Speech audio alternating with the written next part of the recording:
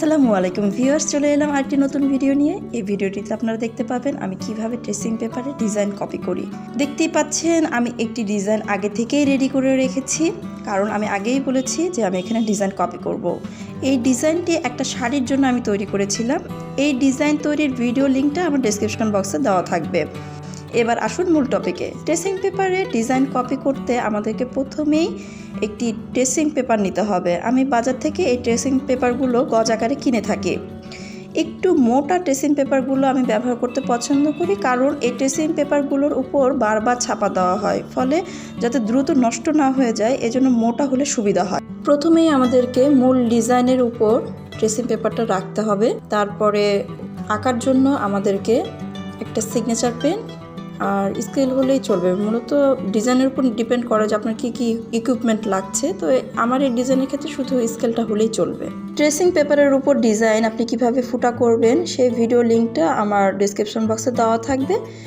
তবে আর দেরি কেন, চলুন ভিডিওটি উপভোগ করা যাক।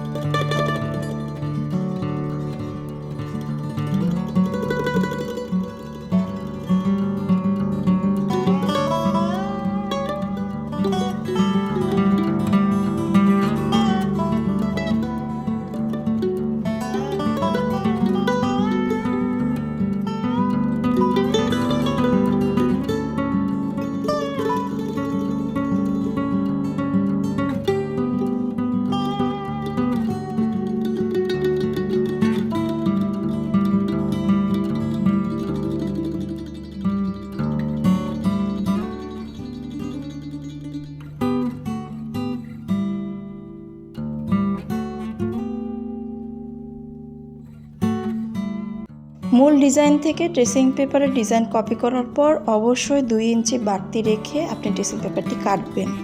তা না হলে ছাপার ক্ষেত্রে আপনাকে সমস্যার সম্মুখীন হতে হবে। ছাপার ক্ষেত্রে তখন দেখা যাবে আমরা যে কেমিক্যালটা ব্যবহার করি সেটা যদি বাড়তি অংশ না থাকে ট্রেসিং পেপারে, তখন সেটা হয়ে যায় কি ড্রেসে লেগে যায়। ড্রেসে লেগে গেলে আপনাকে জায়গাটাতে বারবার ওয়াশ করতে হচ্ছে, বা অনেক সময় দেখা যায় কি দাগগুলো অনেক কাপড়ে উঠেও না, তখন কিন্তু সকল কষ্টগুলো ব্যর্থ হয়ে যাবে। এজন্য এই জিনিসটা করলে আপনি অ্যাডভান্টেজ পাবেন। আশা করি ভিডিওটি আপনাদের ভালো লেগেছে, আর ভালো লাগলে অবশ্যই লাইক বাটনে ক্লিক করবেন, আর আমার চ্যানেলটি যদি সাবস্ক্রাইব করা না থাকে অবশ্যই সাবস্ক্রাইব করে ফেলুন। ধন্যবাদ সবাইকে।